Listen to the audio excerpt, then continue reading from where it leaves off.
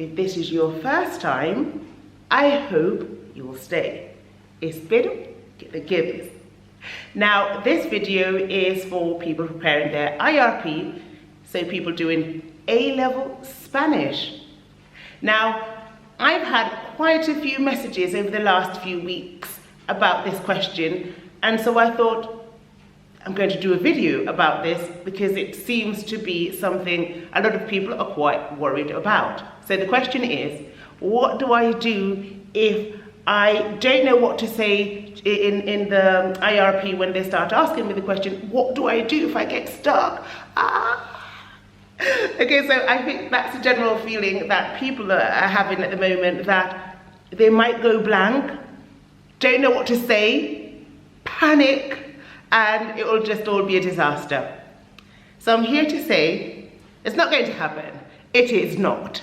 First of all, your examiner is going to be your teacher, and so your teacher knows what topic you're going to be doing and more or less the area you've studied. I promise you, on my life, your teacher wants you to pass. They want you to pass your exam. There's no doubt about that. They're not going to try and trip you up. They're not going to give you trick questions. They're not going to give you something that they think is impossibly hard to answer. That's the first thing. So calm down. So you need to liaise on with your teacher really to make sure that you're on the same page, so they know exactly what topic you're going to present, and just have that conversation. You know, I've said this 100 times. A-level is that time where you have esa confianza con tu profesor, no tu profesora. Puedes ya sentar con ellos y hablar como adultos. Let them know where you are, what you're doing, what you're covered. And even though they're not allowed to tell you what questions they're going to ask in the exam, because that would just be illegal. They can't do that. But they will have an idea more or less what to ask you, and I promise they're not trying to trip you up, so do not worry about that. Okay, you're not going to get anything so hard that you won't be able to answer. Okay, you might have to think, and sometimes, you know, our nerves get the best of us. That's the second thing. So we have to learn to control our nerves a little bit. Maybe a nice cup of tea, or I don't know what works for you. Different things work for different people. Stretching before you go into an exam, maybe listening to some relaxing music. And what's most important is that you're sleeping the week before your exam. Get enough sleep. Keep hydrated. There is a joke going around about with the older kids. That's my advice for everything, drink water. And there's something in that. Keep yourself hydrated, especially at this time of the year. When you go into an exam, you don't want to go there dehydrated.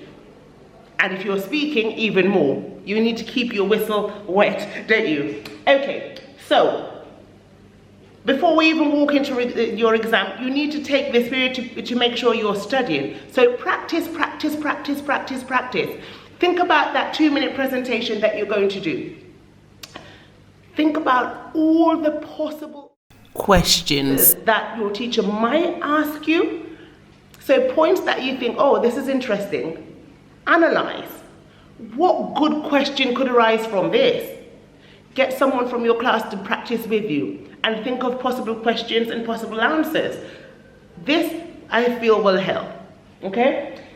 You have to go in with a positive mindset, and I know this is very difficult because when we have an exam, the first thing we're thinking is, oh my God, I'm going to fail. You're not going to fail. You are not going to fail, so you need to get it here, okay? Walk in thinking that you've been doing this for a while and you're prepared.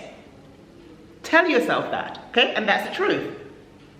Okay, your opinions. What are they looking for at this level? They're not, as I said, they are trying to see how fluent you are, first of all, how spontaneous you can be, okay?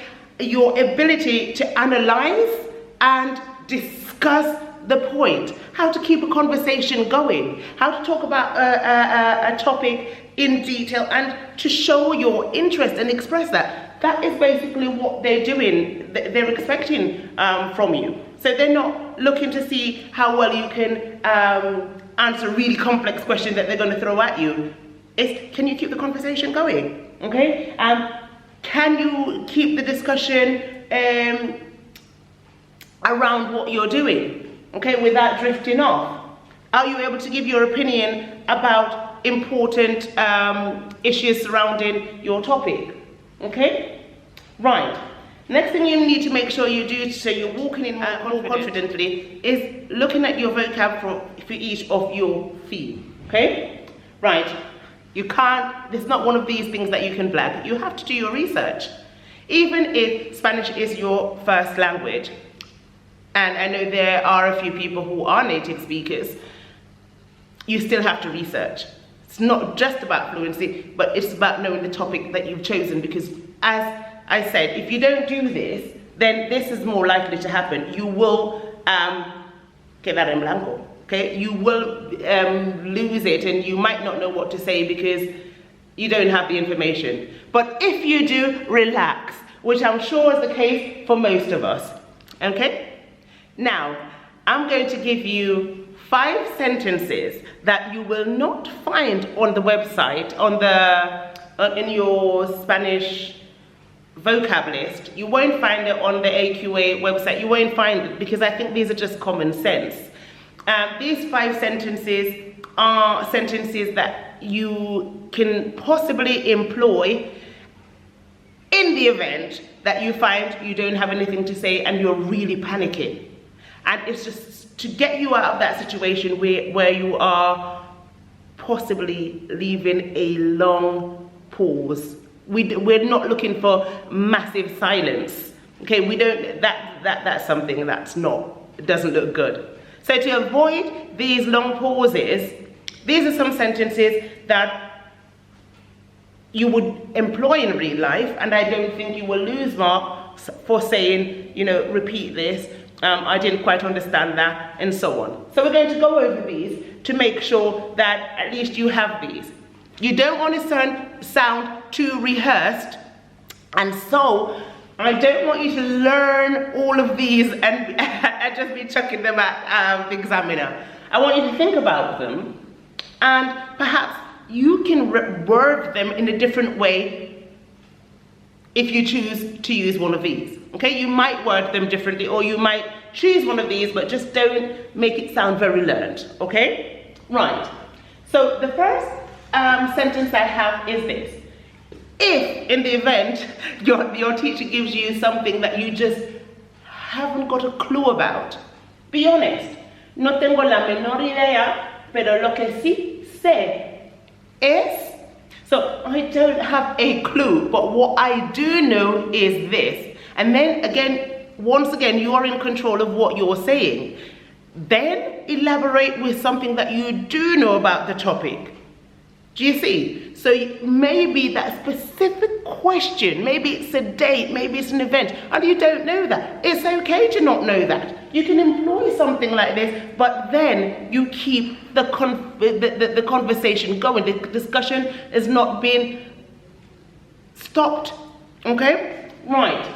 I love this one because you are not hindering the prolongation of a conversation. You are making it easier to go on and to talk about something else that you do know about. So I think this is quite a clever sentence to have up your sleeve.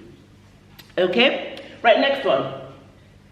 Esa pregunta es importante, aunque tengo que decir que no lo había considerado antes, o no lo había considerado mucho. Así que necesito investigar un poco más.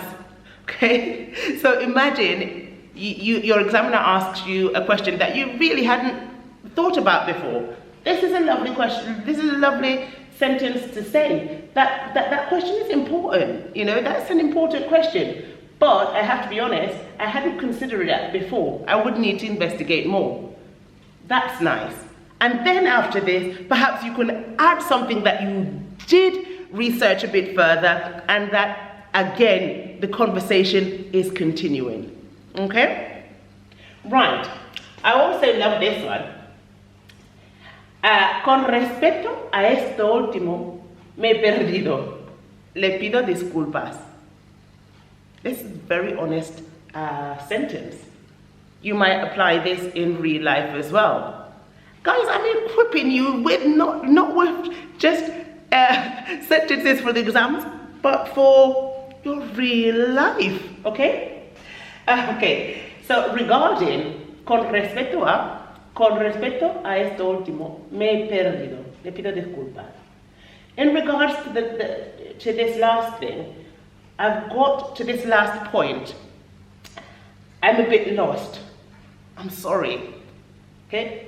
Le pido disculpas. And if you see, the language I'm using is formal all the time. I'm not saying tú, te pido disculpas. I'm saying le pido disculpas, which would be those things. Okay? So, regarding this last point, I'm sorry. I'm a little bit lost. I'm sorry. How good does that sound? Okay? You're saying, you know, in a very polite way, I'm just a little bit lost with the last point that you've mentioned. Nothing wrong with that at all. Okay? Okay. This other one, me he quedado en blanco. I've gone blank. It happens to us all. Okay? I've gone blank. Give me a second, please.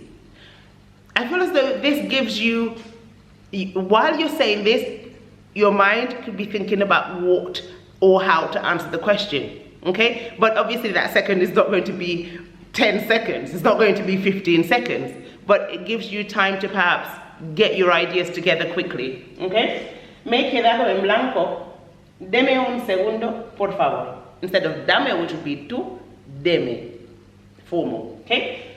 I've gone blank, okay? Just a moment, please. Okay, so I like this. Me he quedado en blanco. Deme un segundo, por favor. So I would note some of these down. And as I said, as I mentioned before, you can choose to reword these differently if you have another sentence, or another phrase that you think might come in handy. Use those as well. Okay, you can use those as well. Okay, right. You don't want to be there for ages thinking. But after this is a nice one. Pensándolo bien. Creo que. So think on further consideration, so thinking about it further, I think that, you know, sometimes we just need a moment, let's be honest. Lots of times I'm doing these videos and really I don't prepare them. So I tumble up on my words and I make mistakes. That's okay, that's a point, that's a part of life, which is why I don't really do a lot of editing, because it is real life. The way I talk, that's the way I am. And it doesn't have to be perfect. No one's asking for perfection. Okay? Right. Pensándolo bien, creo que. So on further consideration, and you might be able to then inject what you could have said before, but you didn't. Okay? Right there, you can insert what you could have said before. Okay? Right. I love these.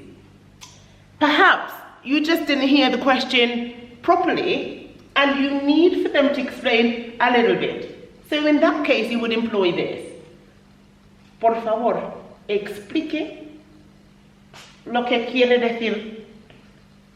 O qué quiere decir. Explica. ¿Qué quiere decir con whatever they've said? Imagine they asked you something about why this certain event affected the result of the war, for example. I don't know what you've chosen. Por favor, explique lo que quiere decir cómo afectó. Explain what you meant. Maybe you didn't understand what the examiner meant. There's no harm in asking them to explain again, okay? Por favor, explica qué quiere decir. What do you mean by? Okay, qué quiere decir con means what do you mean by? Okay, so explica por favor. ¿Qué quiere decir con eso? What do you mean by that? Okay, maybe it's a word that you didn't understand. Explica por favor. ¿Qué quiere decir con and the word that they said? Okay? Don't be scared if you don't understand every single thing. Ask. Okay? I don't think you're going to lose many marks for asking them to repeat something or saying that you don't quite understand or that you need a moment, or you don't need to know every single fact and every little detail. You don't. You just need to know, you need to demonstrate that you are able to keep a discussion going and you can be quite fluent, and that you have put a certain amount of research amount of time into your research, and you just didn't show up there and blagged it for 2 minutes and hoped for the best. Okay, and I'm sure that's not the case. And so guys, with that, I hope that I've helped you in some way. I really do. Okay, so do your research, check up to make sure your vocab is what it should be, that you've been studying, and just remember, it's more to do with your fluency and your ability to hold an intelligent discussion about the topic of your choice. And that is it. I wish you all the luck in the world, and I know you're going to be brilliant. You are going to be brilliant. You've got this. And so with that, I'm going to leave you. Till next time. Adios, chicos.